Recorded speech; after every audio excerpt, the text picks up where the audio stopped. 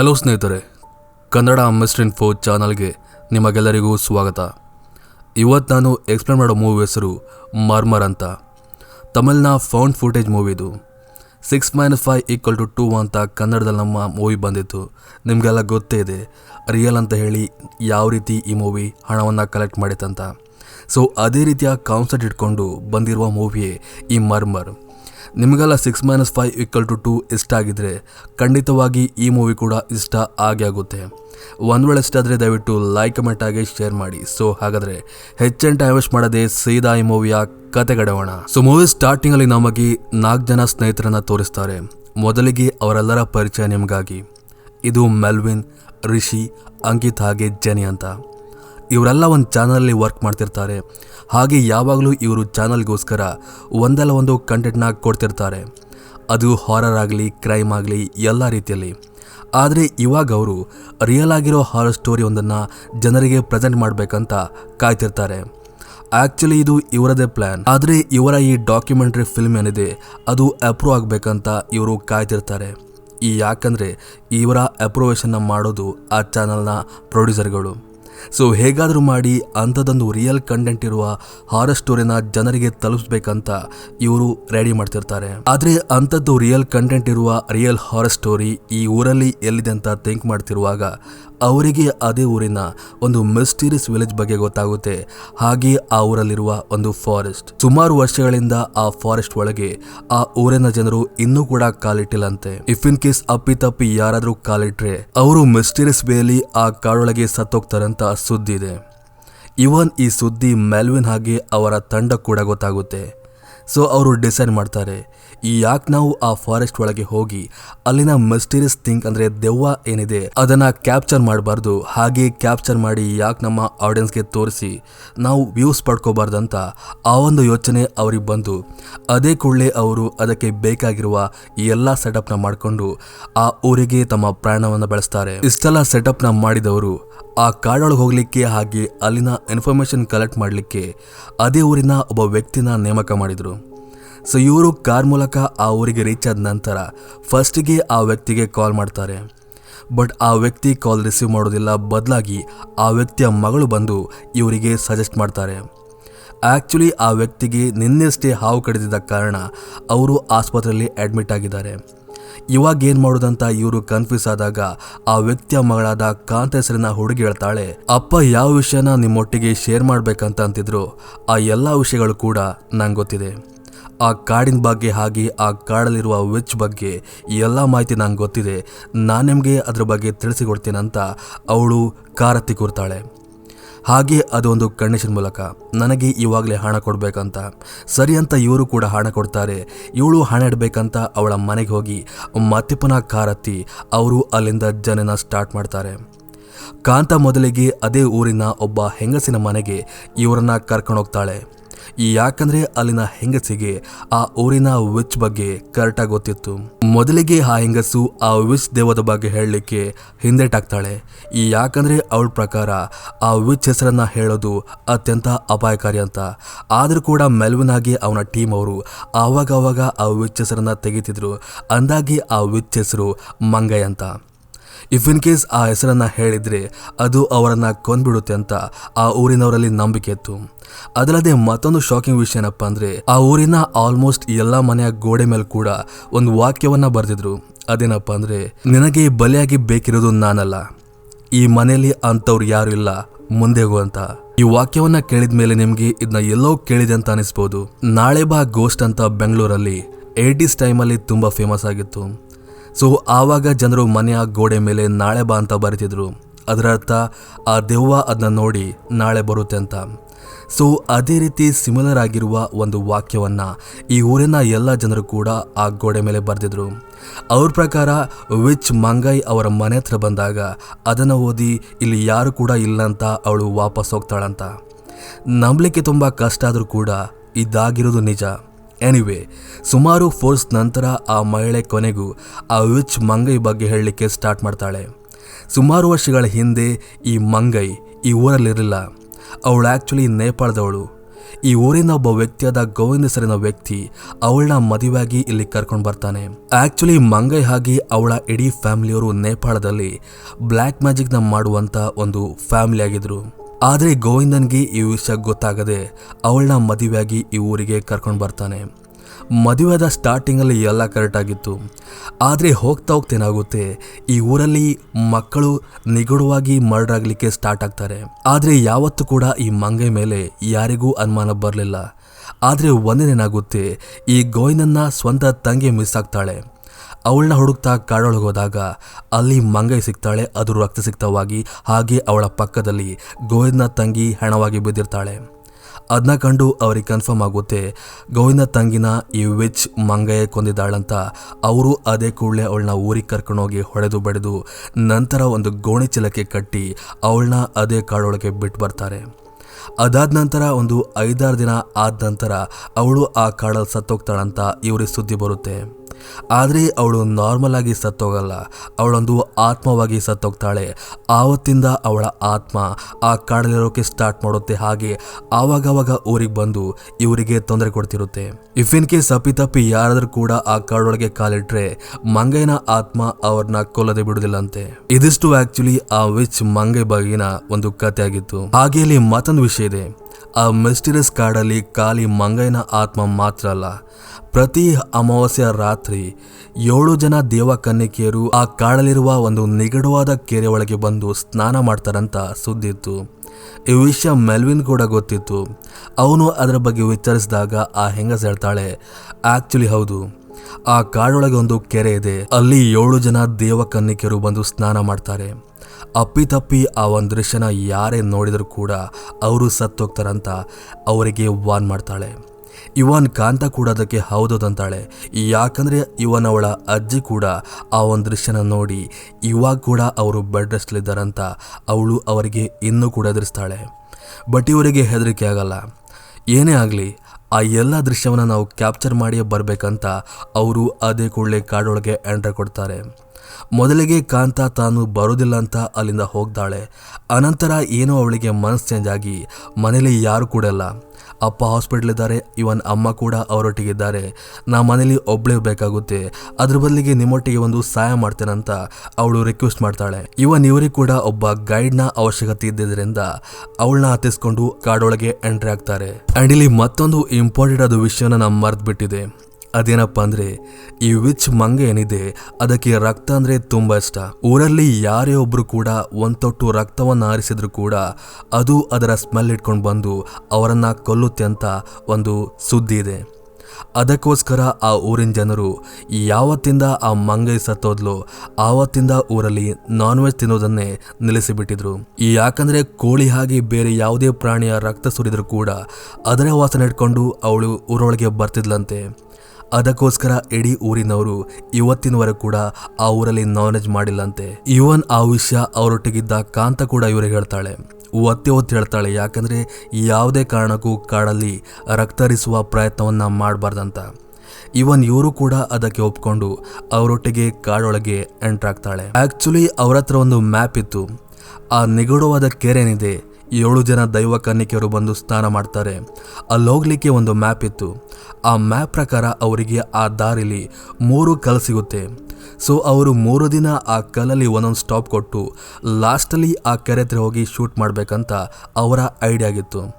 ಹಾಗೆ ಹೋಗೋ ದಾರಿಲಿ ನಾವೆಲ್ಲ ಟೆಂಟ್ ಹಾಕ್ತೀವಿ ನೋಡಿ, ಅಲ್ಲೊಂದು ಮಿಸ್ಟೀರಿಯಸ್ ಆದ ಒಂದು ಆಕ್ಟಿವಿಟಿ ಮಾಡಿ ನಾ ದೆವ್ವ ಇದೆ ಅಂತ ಜನರಿಗೆ ತೋರಿಸುವಂಥ ಕೆಲಸ ಮಾಡಬೇಕಂತ ಮೊದಲೇ ಈ ಮೆಲ್ವಿನ್ ಪ್ಲ್ಯಾನ್ ಮಾಡ್ತಾನೆ. ಎಲ್ಲರೂ ಕೂಡ ಒಪ್ಕೊಂಡು ಅದೇ ಕೂಡಲೇ ಜರ್ನಿ ಸ್ಟಾರ್ಟ್ ಮಾಡ್ತಾರೆ. ಆ್ಯಂಡ್ ಸುಮಾರು ಹೊತ್ತಿನ ಜರ್ನಿ ನಂತರ ಕೊನೆಗೂ ಅವರಿಗೆ ಫಸ್ಟ್ ಕಲ್ ಸಿಗುತ್ತೆ. ಆ ಹೊತ್ತಿಗಾಗಲೇ ಸುತ್ತಮುತ್ತಲು ಕತ್ತಲು ಆವರಿಸಿ ರಾತ್ರಿ ಆಗಿಬಿಟ್ಟಿತ್ತು. ಅದಕ್ಕೋಸ್ಕರ ಅವರು ತಮ್ಮಲ್ಲಿದ್ದ ಟೆಂಟ್ನ ಹಾಕಿ ಅಲ್ಲಿ ಕೂತ್ಕೊಂಡು ಫಸ್ಟಿಗೆ ತಿಂಡಿ ಡ್ರಿಂಕ್ಸ್ ಅಂತೆಲ್ಲ ಮಾಡಲಿಕ್ಕೆ ಸ್ಟಾರ್ಟ್ ಮಾಡ್ತಾರೆ. ಆವಾಗ ಮೆಲ್ವಿನ್ಗೆ ಯಾಕೋ ಬೋರ್ ಆಗುತ್ತೆ. ತಾವು ರೆಕಾರ್ಡ್ಗೆ ಇಟ್ಟಿರುವಂಥ ಕ್ಯಾಮರಾದಲ್ಲಿ ಅಂಥದ್ದೇನೂ ಕ್ಯಾಪ್ಚರ್ ಆಗ್ತಿಲ್ಲ, ನಾವು ಜನರನ್ನ ಇಂಟ್ರೆಸ್ಟ್ ಮಾಡಲಿಕ್ಕೋಸ್ಕರ ಬೇರೆನೂ ಆ್ಯಕ್ಟಿವ್ ಮಾಡಬೇಕಂತ ಅವನು ಊಜಾ ಬೋರ್ಡ್ ತರ್ತಾನೆ. ಹಾಗೆ ಎಲ್ಲರನ್ನ ಕೂರಿಸಿ ಮಂತ್ರವನ್ನು ಹೇಳ್ತಾ ದೆವ್ವವನ್ನು ಕರೀಲಿಕ್ಕೆ ಸ್ಟಾರ್ಟ್ ಮಾಡ್ತಾನೆ.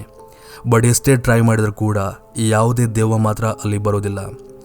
ಆವಾಗ ಈ ರಿಷಿ ಇದನ್ನಲ್ಲ, ಅವನಿಗೆ ಊರಿದವರು ಹೇಳಿದ ಮಾತು ನೆನಪಾಗುತ್ತೆ, ರಕ್ತ ಹರಿಸಿದ್ರೆ ಆ ಮಂಗ ವಿಚ್ ಬರುತ್ತೆ ಅಂತ. ಸೊ ಅವನು ಅದೇ ಕೂಡಲೇ ಅಲ್ಲೇ ಪಕ್ಕದಲ್ಲಿದ್ದ ಈ ಕಾಂತಾಳ ಬೆರಳಿಗೆ ಒಂದು ಸೂಜಿ ಮೂಲಕ ಚುಚ್ಚಿ ಅವಳ ರಕ್ತವನ್ನು ಊಜಾ ಬೋರ್ಡ್ ಮೇಲೆ ಹಾಕ್ತಾನೆ. ಅದನ್ನು ಕಂಡು ಈ ಕಾಂತಾಗೆ ಎಲ್ಲಿರದ ಕೋಪ ಬರುತ್ತೆ. ಯಾಕಂದರೆ ಅವಳು ಅವರಿಗೆ ಮೊದಲೇ ವಾರ್ನ್ ಮಾಡಿದ್ಲು ರಕ್ತವನ್ನು ಹರಿಸಬಾರ್ದಂತ. ಆದರೂ ಕೂಡ ಇವರು ರಕ್ತ ಹರಿಸಿದ್ದಾರೆ, ಇನ್ನೇನು ವಿಚ್ ಬಂದು ನಮ್ಮನ್ನು ಕೊಲ್ಲುತ್ತೆ ಅಂತ ಅವಳು ಬಡಬಡಾಯಿಸಿ ಅಲ್ಲಿದ್ದ ಎಲ್ಲರ ಮೇಲೆ ಕೂಡ ರೇಗಾಡಲಿಕ್ಕೆ ಮುಂದಾಗ್ತಾಳೆ. ಅಂಕಿತಾ, ಜೆನ್ನಿ, ಮೆಲ್ವಿನ್ ಎಲ್ಲ ಸೇರಿ ಅವಳಿಗೆ ಸಮಾಧಾನ ಮಾಡ್ತಾರೆ. ಆದರೂ ಕೂಡ ಅವಳು ಇಲ್ಲಿಂದ ಹೋಗ್ತೇನೆ ಅಂತ ಹಠ ಮಾಡ್ತಾಳೆ. ಆದರೂ ತುಂಬಾ ಸಮಾಧಾನ ಮಾಡಿದ ನಂತರ ಅವಳನ್ನ ಟೆಂಟ್ ಒಳಗೆ ಹೋಗಿ ಕೂರಿಸ್ತಾರೆ. ಆದರೆ ಅವಳ ಬಿಹೇವಿಯರ್ ಕಂಡು ಅಂಕಿತಾಗೆ ಮೆಲ್ವಿನ್ಗೆ ಚೂರು ಕೂಡ ಇಷ್ಟ ಆಗೋದಿಲ್ಲ. ಅವಳೊಂದು ವಿಲೇಜ್ ಹುಡುಗಿ, ನನ್ನ ಮೇಲೆ ಈ ರೀತಿ ರೇಗಾಡ್ತಾಳಂತ ಅವರಿಗೆ ಸ್ವಲ್ಪ ಈಗೋ ಹರ್ಟ್ ಆಗುತ್ತೆ. ಆವಾಗ ಅಂಕಿತ್ ಹೇಳ್ತಾಳೆ, ಹೇಗಾದರೂ ಮಾಡಿ ನಾವು ಆ ಕಾಂತ ಮೂಲಕ ಆ ದೆವ್ವವನ್ನು ಕರೆಸಬೇಕು, ಅದು ಊಜಾ ಬೋರ್ಡ್ ಮೂಲಕ, ನಮಗೆ ಬೇರೆ ದಾರಿ ಇಲ್ಲ ಅಂತ. ಅದಕ್ಕೆ ಮೆಲ್ವಿನ್ ಹೇಳ್ತಾನೆ, ಈ ಕಾಂತ ಆಲ್ರೆಡಿ ಡಿಸ್ಟರ್ಬ್ ಆಗಿದ್ದಾಳೆ, ಅವಳನ್ನ ಮತ್ತೆ ಪುನಃ ಈ ಗೇಮ್ಗೆ ಕರೆಸೋಕೆ ಸಾಧ್ಯನಾ? ಅವಳಿಲ್ಲದೆ ಈ ಗೇಮ್ ಕಂಪ್ಲೀಟ್ ಆಗಲಿಕ್ಕೆ ಸಾಧ್ಯ ಇಲ್ಲ ಅಂತ. ಅದಕ್ಕೆ ಅಂಕಿತ್ ಹೇಳ್ತಾಳೆ, ಅವಳಿಗೆ ಹೆದರಿಸುವ, ನಾವು ಈ ಗೇಮ್ನ ಸ್ಟಾರ್ಟ್ ಮಾಡಿ ಆಗಿದೆ, ಕಂಪ್ಲೀಟ್ ಮಾಡಬೇಕಂದ್ರೆ ಮತ್ತೆ ಈ ಗೇಮ್ನ ಆಡಿಯೇ ಕಂಪ್ಲೀಟ್ ಮಾಡಬೇಕು, ಇಲ್ಲಾಂದರೆ ದೇವ ಬರುತ್ತೆ ಅಂತ ಒಂದು ರೀತಿ ಭಯಪಡಿಸುವ. ಆವಾಗ ಅವಳು ಒಪ್ಕೋತಾಳಂತ ಅದೇ ರೀತಿ ಒಂದು ಟ್ರಿಕ್ನ ಯೂಸ್ ಮಾಡಿ ಅವಳಿಗೆ ಕನ್ವಿನ್ಸ್ ಮಾಡ್ತಾರೆ. ನಂತರ ಎಲ್ಲ ಸೇರಿ ಆ ಊಜಾ ಬೋರ್ಡ್ ಮೇಲೆ ಕೈ ಇಟ್ಟು ಪರ್ಟಿಕ್ಯುಲರ್ ಆಗಿ ಈ ಕಾಂತ ಕೈ ಇಟ್ಟು ಆ ಒಂದು ಪ್ರೊಸೆಸ್ ಮಾಡಲಿಕ್ಕೆ ಮುಂದಾಗ್ತಾರೆ. ಆವಾಗ ಇದ್ದಕ್ಕಿದ್ದಾಗೆ ಅವರ ಬೆರಳು ಮೂವ್ ಆಗುತ್ತೆ. ಯಾಕಂದರೆ ಈ ಮೆಲ್ವಿನ್ ಪ್ರಶ್ನೆ ಕೇಳಿದ್ದ, ಮಂಗೈ ನೀನು ಇಲ್ಲಿದ್ದೆ ಅಂತ. ಆವಾಗ ಅದು ಎಸ್ ಕಡೆ ಮೂವ್ ಮಾಡಿತ್ತು. ಸೊ ಅದನ್ನ ಕಂಡು ಕಾಂತ ಬೆರಳನ್ನ ವಾಪಸ್ ತೆಗಿತಾಳೆ. ಬೇರೆಯವರು ಅವಳಿಗೆ ಕನ್ವಿನ್ಸ್ ಮಾಡ್ತಾರೆ, ಈ ಕೂಡಲೇ ಕೈ ಇಡು ಇಲ್ಲಾಂದರೆ ತೊಂದರೆ ಆಗುತ್ತೆ ಅಂತ. ಸರಿ ಅಂತ ಅವಳು ಕೂಡ ಆ ಪ್ರೊಸೆಸ್ನ ಕಂಟಿನ್ಯೂ ಮಾಡ್ತಾ ಹೋಗ್ತಾಳೆ. ಈ ಕಡೆ ಅಲ್ಲೇ ಪಕ್ಕ ಕೂತಿದ್ದ ರಿಷಿಗೆ ಅದನ್ನೆಲ್ಲ ಕಂಡುಕೊಂಡು ಬೇಜಾರಾಗಿತ್ತು. ಅವನು ಸ್ಮೋಕ್ ಮಾಡಬೇಕಂತ ಅಲ್ಲೇ ಸ್ವಲ್ಪ ದೂರ ಹೋಗಿ ಒಂದು ಮರದ ಕೆಳಗೆ ಕೂತು ಸ್ಮೋಕ್ ಮಾಡ್ತಿರ್ತಾನೆ. ಹಾಗೆ ತನ್ನ ಕ್ಯಾಮರಾ ಮೂಲಕ ಜನರೊಟ್ಟಿಗೆ ಮಾತಾಡ್ತಿರ್ತಾನೆ. ಅಂದರೆ ನೆಕ್ಸ್ಟ್ ಅದು ಹೇಗೋ ಜನರಿಗೆ ತಲುಪುತ್ತಲ್ಲ, ಅದಕ್ಕೋಸ್ಕರ ಇವನು ಜನರೊಟ್ಟಿಗೆ ಮಾತಾಡುವ ರೀತಿ ಒಂದು ಕಾನ್ವರ್ಸೇಷನ್ನ ಮಾಡ್ತಿರ್ತಾನೆ. ಆವಾಗ ಇದ್ದಕ್ಕಿದ್ದಾಗೆ ಅವನ ಅಕ್ಕಪಕ್ಕದಲ್ಲಿ ಯಾರೋ ಓಡಿದ ಹಾಗೆ ಎಲೆಗಳ ಶಬ್ದ ಆಗುತ್ತೆ. ಅಂದರೆ ಸುತ್ತಮುತ್ತ ಎಲೆದ ನೋಡಿ ಯಾರೇ ಓಡಾಡಿದ್ರು ಕೂಡ ಅದರ ಶಬ್ದ ಆಗುತ್ತೆ. ಅಂಥ ಶಬ್ದ ಅವನ ಕಿವಿಗೆ ಬಿದ್ದಿತ್ತು. ಮೊದಲಿಗೆ ಅವನು ಯಾವುದೋ ಕಾಡು ಪ್ರಾಣಿ ಅಂತ ಸುಮ್ಮನಾಗ್ತಾನೆ. ಆದರೆ ಹೋಗ್ತಿದ್ದಾಗೆ ಅವನು ವಾಪಸ್ ಬರ್ತಿದ್ದಾಗ ಅವನ ಅಕ್ಕಪಕ್ಕದಲ್ಲಿ ಯಾರೋ ಓಡಾಡಿದಾಗೆ ಭಾಸವಾಗುತ್ತೆ. ಅವನು ಯಾರಂತ ಕ್ಯಾಮರಾನ ಆ ಕಡೆ ಟರ್ನ್ ಮಾಡಿದಾಗ ಶಾಕಿಲಿ ಅಲ್ಲಿ ಯಾರು ಕೂಡ ಇದ್ದಿರೋದಿಲ್ಲ. ಹಾಗೆ ಇನ್ನೂ ದೂರ ಹೋಗ್ತಿದ್ದಾಗೆ ಅವನ ಪಕ್ಕದಲ್ಲಿ ಯಾರೋ ಬಂದು ಉಸಿರಾಡಿದಾಗೆಲ್ಲ ಕೇಳಿ ಬರ್ತಿತ್ತು. ಆ್ಯಂಡ್ ಒನ್ ಮೂಮೆಂಟಲ್ಲಿ ಆ ಆಕೃತಿ ಅಂದರೆ ಆ ದೆವ್ವೇನಿದೆ ಅವನಿಗೆ ಹೆದರಿಸಿ ಬಿಡುತ್ತೆ. ಅವನು ಹೆದರಿಕೆಯಿಂದ ಅದೇ ಕೂಡಲೇ ಅಲ್ಲಿಂದ ಓಡಿ ಬಂದು ಇವರು ಆಡ್ತಿದ್ರಲ್ಲ ಊಜಾ ಬೋರ್ಡ್, ಅದರ ಮೇಲೆ ಕಾಲಿಟ್ಟು ಅದನ್ನ ಡಿಸ್ಟ್ರಾಯ್ ಮಾಡಿಬಿಡ್ತಾನೆ. ಆ್ಯಂಡ್ ಅಲ್ಲಿಗೆ ಆ ಊಜಾ ಬೋರ್ಡ್ನ ಕತೆ ಮುಗ್ದೋಗುತ್ತೆ. ಹಾಗೆ ರಿಷಿ ತನ್ನೊಟ್ಟಿಗೆ ಆವಾಗಷ್ಟೇ ಆಗಿದಂಥ ಎಕ್ಸ್ಪೀರಿಯನ್ಸ್ನ ಇವರೊಟ್ಟಿಗೆ ಶೇರ್ ಮಾಡ್ತಾನೆ. ಬಟ್ ಇವರು ಯಾರು ಕೂಡ ಕೇರ್ ಮಾಡೋದಿಲ್ಲ. ನಿಂಗೆ ನಾವು ಭ್ರಮೆ ಆಗಿರ್ಬೇಕಂತ ಅದೇ ಕೂಡಲೇ ಎಲ್ಲರೂ ಟೆಂಟ್ ಒಳಗೆ ಮಲಗ ಹೋಗ್ತಾರೆ. ಇವಾಗ ಗಂಟೆ ಸುಮಾರು 3 ಆಸುಪಾಸು ಹಾಗಾಗಿರ್ಬೋದು. ಈ ಮೆಲ್ವಿನ್, ಜೆನ್ನಿ ಹಾಗೆ ಅಂಕಿತಾ ಟೆಂಟ್ ಒಳಗೆ ಮಲಗಿದ್ರೆ ಕಾಂತ ಹಾಗೆ ರಿಷಿ ಹೊರಗೆ ಮಲಗಿರ್ತಾರೆ. ರಿಷಿಗೆ ಒಳಗೆ ಮಲಗಬಹುದಿತ್ತು, ಆದರೆ ಕಾಂತ ಹೊರಗಿದ್ದಳೆಂಬ ಒಂದೇ ಒಂದು ಕಾರಣಕ್ಕೆ ಅವನು ಕೂಡ ಹೊರಗೆ ಮಲಗಿದ್ದ. ಹಾಗೆ ಅವರು ಕ್ಯಾಮರಾನ ಆನ್ ಮಾಡಿಟ್ಟು ಆ ಟೆಂಟ್ ಮುಂದೆ ಇಟ್ಟು ಮಲಗೋಕೆ ಹೋಗ್ತಾರೆ. ನಮಗೆ ಈಗ ತೋರುವ ದೃಶ್ಯದಲ್ಲಿ ಒಂದು ಟೆಂಟ್ ಹಾಗೆ ಟೆಂಟ್ ಹೊರಗೆ ಮಲಗಿರುವ ರಿಷಿ ಹಾಗೆ ಕಾಂತ ತೋರಿ ಬರ್ತಾರೆ. ಕ್ಯಾಮರಾ ಹಾಗೆ ರನ್ ಆಗ್ತಿರುತ್ತೆ. ಹಾಗೆ ಈ ಕಾಂತ, ರಿಷಿ ಎಲ್ಲರೂ ಕೂಡ ನಿದ್ದೆ ಮಾಡ್ತಿರ್ತಾರೆ. ಒಂದು ಮೂಮೆಂಟಲ್ಲಿ ಈ ರಿಷಿಗೆ ಎಚ್ಚರ ಆಗುತ್ತೆ. ಯಾಕಂದರೆ ಸೊಳ್ಳೆ ಕಾಟಿದ್ದರಿಂದ ಅವನಿಗೆ ಮಲಗೋಕ್ಕಾಗದೆ ಸೀದಾ ಕಾಂತ ಒಬ್ಬಳನ್ನು ಬಿಟ್ಟು ಟೆಂಟ್ ಒಳಗೆ ಹೋಗ್ತಾನೆ. ಈ ಕಡೆ ಕಾಂತ ಒಬ್ಬಳೇ ಮಲಗಿರ್ತಾಳೆ. ಆವಾಗ ನಮಗೆ ಕ್ಯಾಮರಾದ ಸೌಂಡ್ ಮೂಲಕ ಅವರ ಟೆಂಟ್ನ ಅಕ್ಕಪಕ್ಕ ಆವಾಗಷ್ಟೇ ರಿಷಿಗೆ ಎಕ್ಸ್ಪೀರಿಯನ್ಸ್ ಆಗಿತ್ತಲ್ಲ ಹೆಜ್ಜೆ ಶಬ್ದ, ಅದೇ ರೀತಿ ಹೆಜ್ಜೆ ಶಬ್ದ ದೂರದಿಂದ ಇವರ ಟೆಂಟ್ನ ಹತ್ತಿರ ನಡ್ಕೊಂಬರ್ತಿರುವಾಗೆ ಶಬ್ದ ಕೇಳುತ್ತೆ. ಆ ಶಬ್ದ ಹೇಗಿತ್ತಂದರೆ ದೂರ ಇದ್ದಾಗ ಯಾವ ರೀತಿ ಕೇಳುತ್ತೋ ಹಾಗೆ ಹತ್ತಿರ ಬಂದಾಗ ಯಾವ ರೀತಿ ಕೇಳೋದು ಅದೇ ರೀತಿಯ ಎಕ್ಸ್ಪೀರಿಯನ್ಸ್ನ ನಮ್ಮ ಕಿವಿ ಕೊಡುತ್ತೆ. ನಿಜವಾಗ್ಲೂ ಈ ದೃಶ್ಯ ನೋಡುವಾಗ ಭಯ ಆಗುತ್ತೆ. ಎನಿವೇ, ಆ ಒಂದು ಹೆಜ್ಜೆ ಶಬ್ದ ಆ ಟೆಂಟ್ನ ಹತ್ತಿರ ಬರ್ತಿದ್ದಾಗೆ ಮಲಗಿದ್ದ ಈ ಕಾಂತ ಒಂದೇ ಸಲ ಕೂಕ್ಕೊಂಡು ಎದ್ದು ನಿಲ್ತಾಳೆ. ಹಾಗೆ ಸುತ್ತಮುತ್ತ ಚೆಕ್ ಮಾಡ್ತಾಳೆ ಯಾರಾದರೂ ಇದ್ದಾರೆ ಅಂತ. ಆದರೆ ಅವಳ ಕಣ್ಣಿಗೆ ಯಾರು ಕೂಡ ತೋರಿ ಬರೋದಿಲ್ಲ. ಸ್ವಲ್ಪ ಅವಳ ಹಾಗೆ ಕೂತ್ಕೊಂಡು ನಿದ್ದೆ ಮಾಡಿ ನಂತರ ಮಲಗ್ತಾಳೆ. ಈ ಮೆಲ್ವಿನ್ ಹಾಗೆ ಅವನ ಟೀಮ್ ಅವ್ರು ಏನ್ ಮಾಡಿದ್ರು, ಎಲ್ಲ ಕಡೆಯಿಂದ ದೆವ್ವನ್ನ ಕ್ಯಾಪ್ಚರ್ ಮಾಡ್ಬೇಕಂತ ಇವನ್ ಮರದ ಮೇಲೆ ಕೂಡ ಒಂದು ಕ್ಯಾಮರಾ ಇಟ್ಟಿದ್ರು.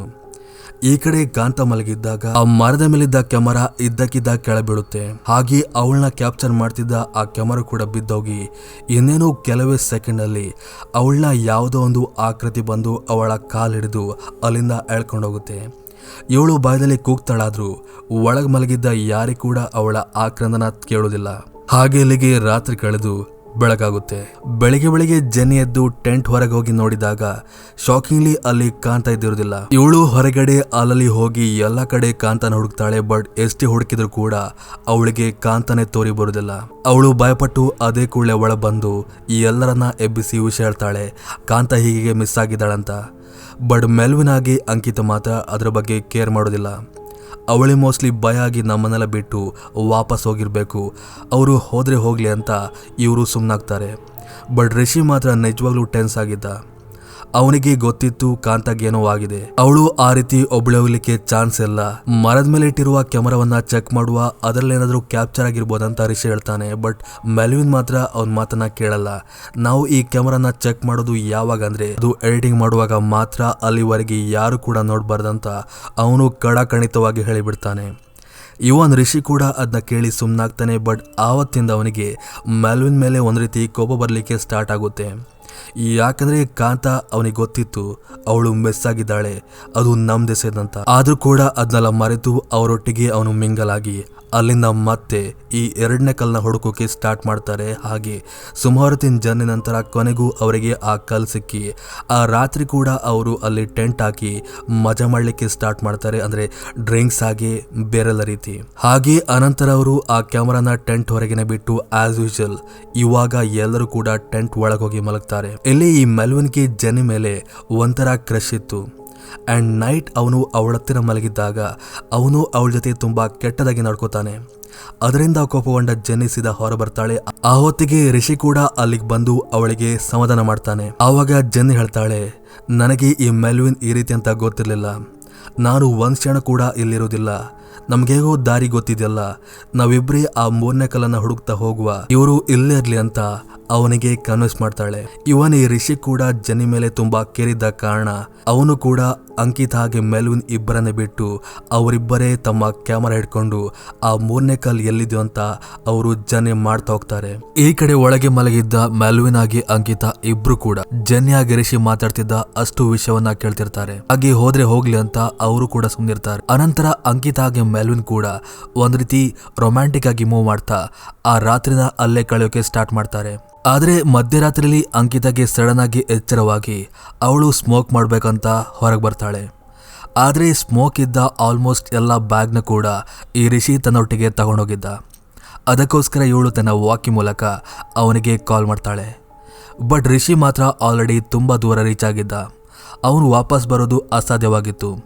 ಅದಕ್ಕೋಸ್ಕರ ಅಂಕಿತ ಒಬ್ಬಳೆ ಅಲ್ಲಿಂದ ಜರ್ನಿ ಮಾಡುವಂತ ಸ್ಟಾರ್ಟ್ ಮಾಡ್ತಾಳೆ.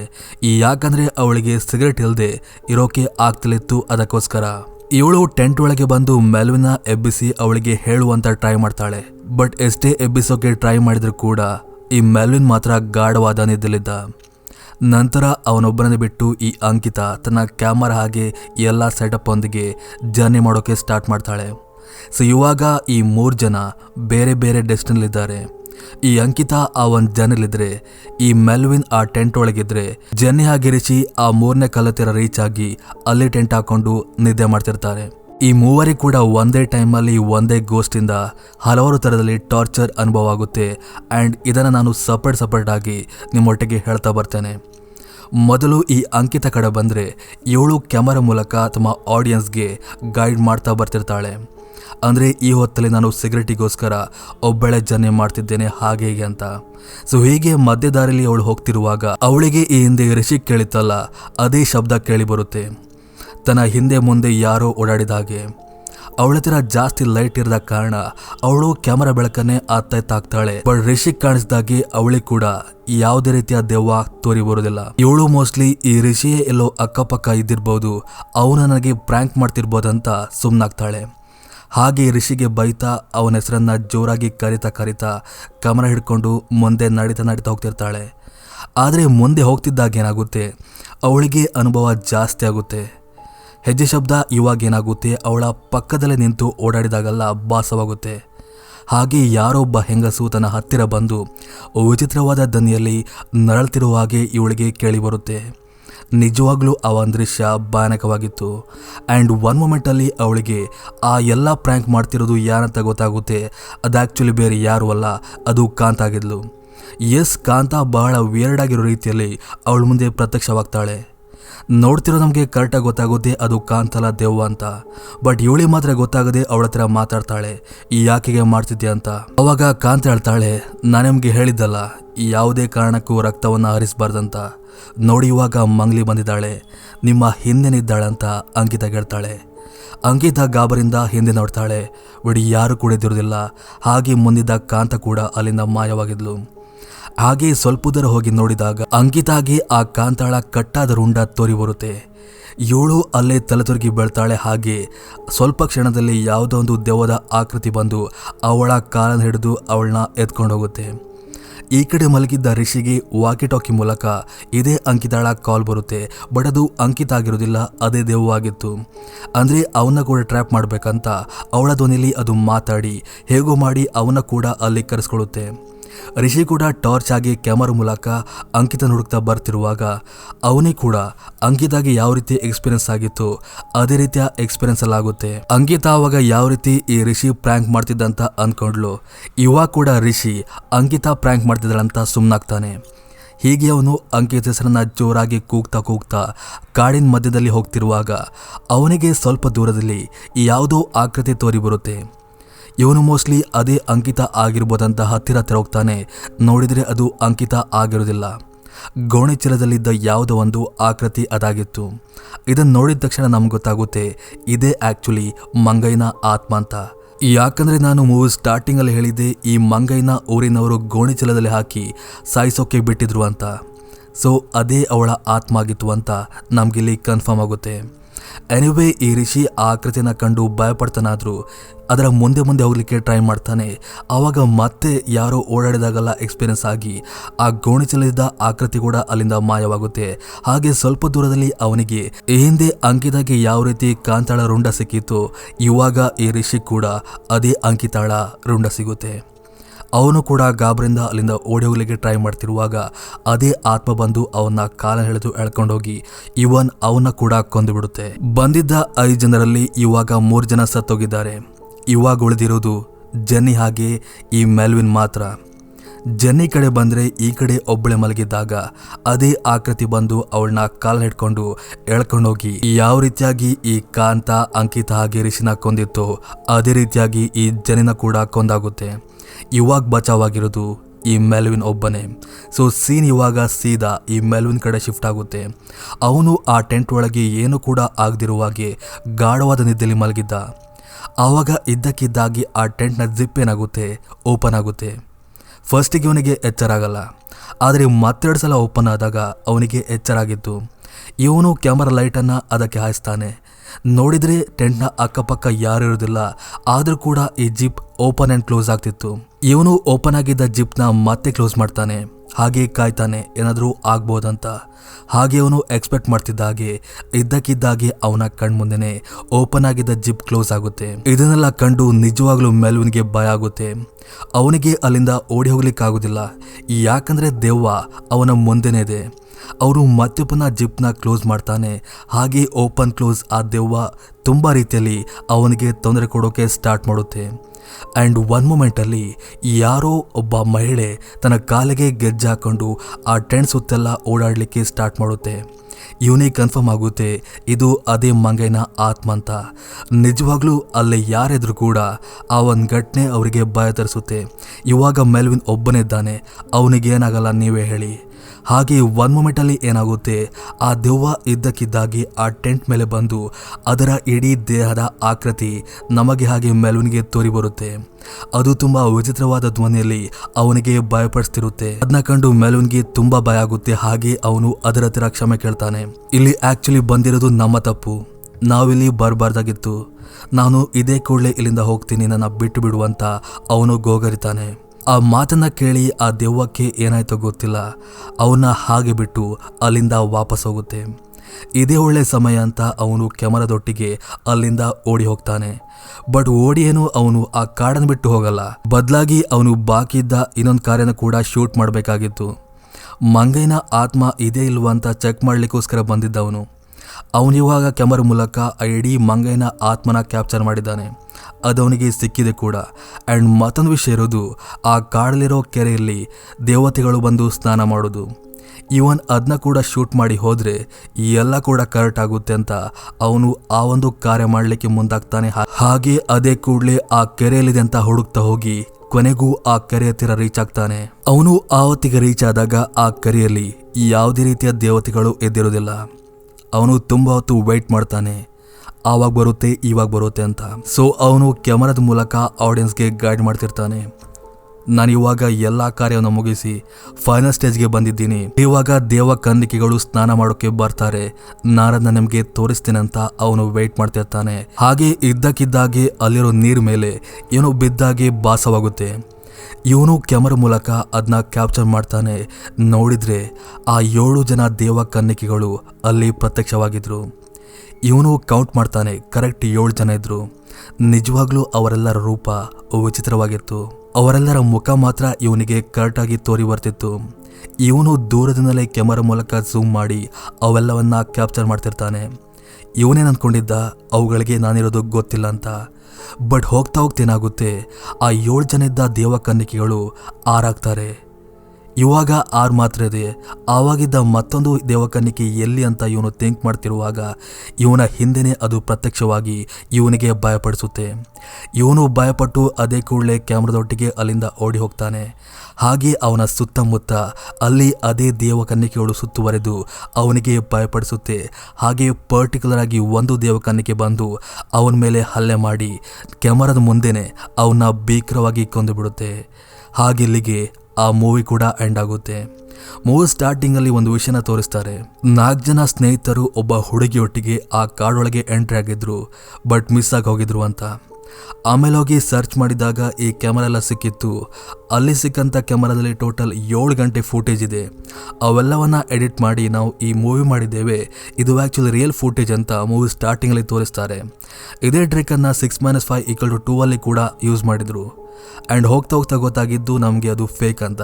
ಇವನ್ ಇದು ಕೂಡ ಫೇಕೆ, ಜಸ್ಟ್ ಒಂದು ಮನೋರಂಜನೆಗೋಸ್ಕರ ಈ ರೀತಿಯಾದ ಮೂವಿ ಮಾಡಿದ್ದಾರೆ. ನಿಜವಾಗ್ಲೂ ಒಂದು ಒಳ್ಳೆ ಟೈಮ್ ಪಾಸ್ ಆಗಿರುವ ಮೂವಿ ಅಂತಲೇ ಹೇಳ್ಬೋದು. ಈ 2 ಗಂಟೆ ಮೂವಿದು ಯಾವ ರೀತಿ ಟೈಮ್ ಹೋಗುತ್ತೆ ಅಂತ ಗೊತ್ತೇ ಆಗಲ್ಲ. ನೈಟ್ ಟೈಮಲ್ಲಂತೂ ನೋಡಲಿಕ್ಕೆ ಹೋಗಬಾರ್ದು, ಅಷ್ಟು ಭಯ ಆಗುತ್ತೆ. ಸೊ ನಿಮಗೆ ನೋಡೋ ಧೈರ್ಯ ಇದ್ದರೆ ದಯವಿಟ್ಟು ಹೋಗಿ ನೋಡಿ.